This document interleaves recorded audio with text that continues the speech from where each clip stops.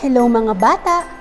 Ngayong alam niyo na ang ibig sabihin ng pang-uri, hayaan niyong subukan ko naman ang inyong natutunan sa ating aralin. Handa na ba kayo? Magaling! Para sa unang pangungusap, si Jane ay may 5 matatamis na candy at ibinahagi niya ang 3 sa kaibigan niyang si Mike.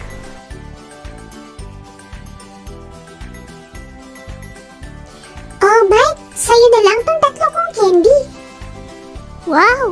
Salamat, Jane! At dahil nagbigay ng 3 candy si Jane kay Mike, ilan na lang ang natira sa kanya? Yan, 2 na lang. Ang bait niya, no? Napakamapagbigay.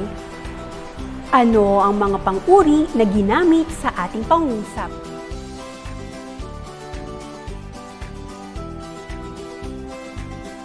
Tama!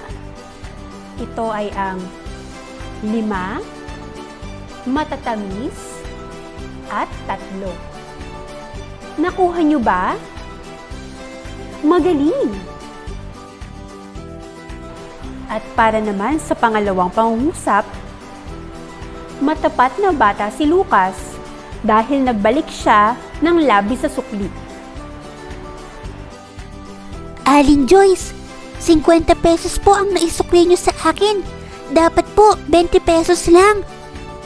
Ay, ganun ba, iho? Nako, salamat.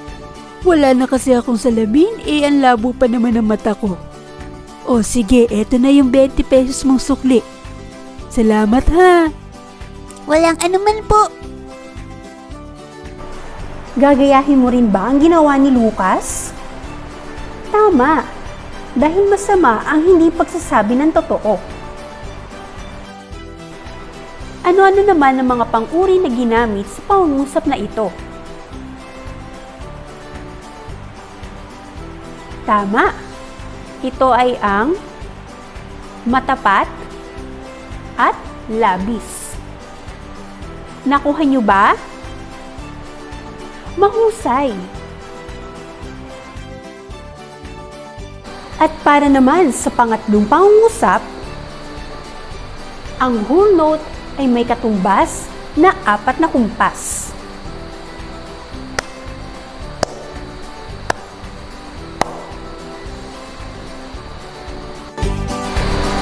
Ano ang pang-uring ginamit sa ating pangungusap? Tama!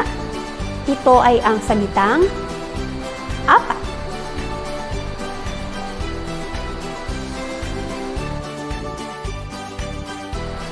At para naman sa ating pang-4 na pangungusap,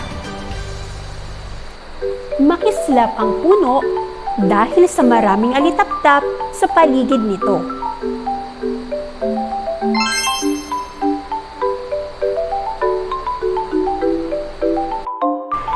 Ano-ano ang mga pang-uri na ginamit sa pangungusap na ito?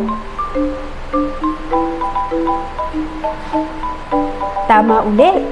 Ito ay ang makislap at marami.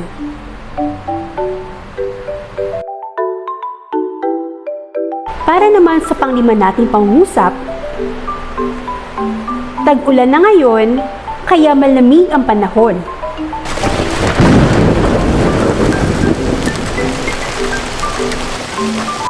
Kaya mga bata, huwag niyong kakalimutan na magdala ng payong ha, para hindi kayo magaya sa akin. Nabasa tuloy ako. Natukoy niyo ba mga pang-uri na ginamit sa huli nating pangungusap?